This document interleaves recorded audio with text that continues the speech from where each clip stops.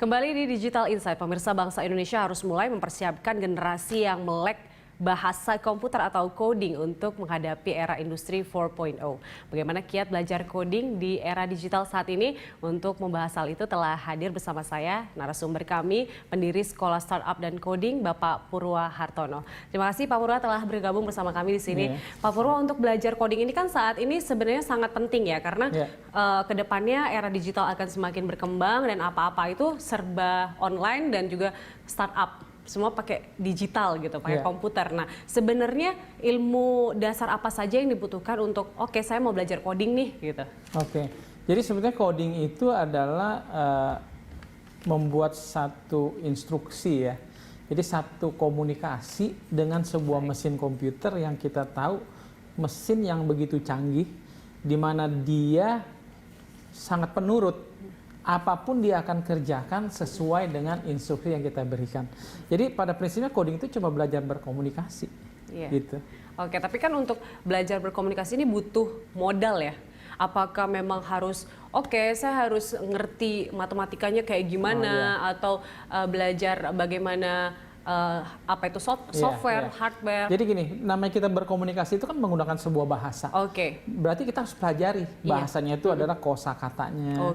Dia punya apa sih sintaksnya ya. Bagaimana cara kita menyusun kalimatnya sehingga bisa dimengerti oleh komputer. Nah, apakah kita harus mengetahui matematika atau tidak? Nah, tergantung dari tujuan dari kita membuat aplikasi atau software yang akan dijalankan oleh komputer itu. Jadi tergantung itu. Jadi kalau kita misalkan hanya membuat software untuk e-commerce contohnya, itu sangat sederhana. Itu matematikanya sedikit banget, hanya quantity dikali harga per unit, diskon, paling ditambah pajak, PPN, sesederhana itu. Tapi kalau kita bicara aplikasi yang lebih detail, engineering, misalkan menghitung torsi mesin dan segala macam lah, itu pasti kita perlu backgroundnya. Seperti yang sekarang tuh ada satu topik yang cukup dikenal, machine learning. Bagaimana membuat komputer bisa belajar sendiri, ya ta? Contohnya ada menganalisa data science. Nah, itu kita perlu mempunyai background seperti mengerti statistik probability seperti itu. Nah, berarti orang yang memang ahli di bidang statistik juga yang membuat codingnya ya, gitu ya? Betul. Jadi ada dua keahlian berarti ya yang dibutuhkan untuk memanfaatkan komputer. Satu, bahasa komputer itu sendiri. Kedua adalah domain di mana ilmu pengetahuan yang kita ingin manfaatkan dari komputer ini.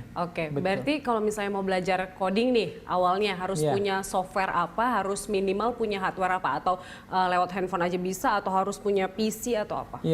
Jadi sekarang memang dengan adanya teknologi semua dipermudah. Sebenarnya bisa juga belajar coding di handphone, cuma kan nggak enak. Layarnya kecil, keyboardnya kecil. Terbatas ya? Jadi biasanya pakai laptop lah, umumnya pakai laptop sekarang ini. Dan semua tools tersedia dengan mudah sekarang ini. Tinggal masalahnya itu sebenarnya kemauan dari kita. Nah, sejauh ini di Indonesia perkembangan untuk masyarakat mau belajar coding itu seperti apa sih? Kalau saya lihat sekarang trennya ya, kesadaran terutama dari orang tua ya, dan juga bahkan dari anak-anak muda yang saya dengar dari bangku sekolah SMP ya paling tidak, terus ke SMA, mereka sudah aware dengan adanya dunia startup. Mereka jadi sudah antusias sekali masalah perubahan yang terjadi, sehingga mereka sangat passionate juga untuk segera belajar teknologi coding tadi.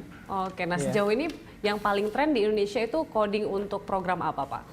Kalau kita sendiri di Purwadika, kita menyediakan belajar coding itu dari dini, dari umur 8 tahun.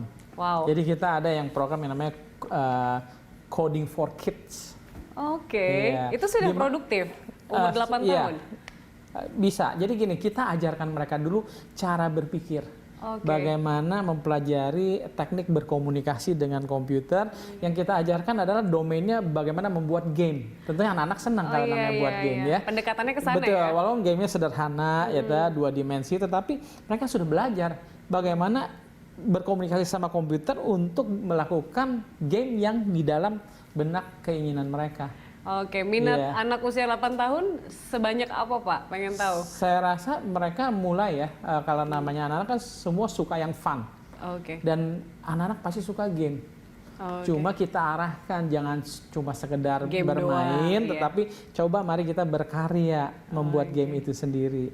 Kita juga ada yang coding for teens untuk yang mulai remaja. Ada 2 jenis kita belajar, satu yang namanya Internet of Things, di mana mereka belajar membangun sebuah smart system, bagaimana sudah lebih advance ya? Iya, lebih advance. Mereka merancang ada perangkat hardware-nya, jadi menggunakan sensor-sensor. Jadi mereka bisa pakai aplikasi di mobile maupun di web untuk menyalamatikan lampu, contohnya. Lebih kompleks lebih kompleks. Atau juga yang mengarah ke game development yang lebih kompleks juga. Saya juga penasaran berapa biaya kalau mau belajar coding, apalagi dari dini, nanti usai jeda ya Pak. Pemirsa tetaplah di Digital Insight.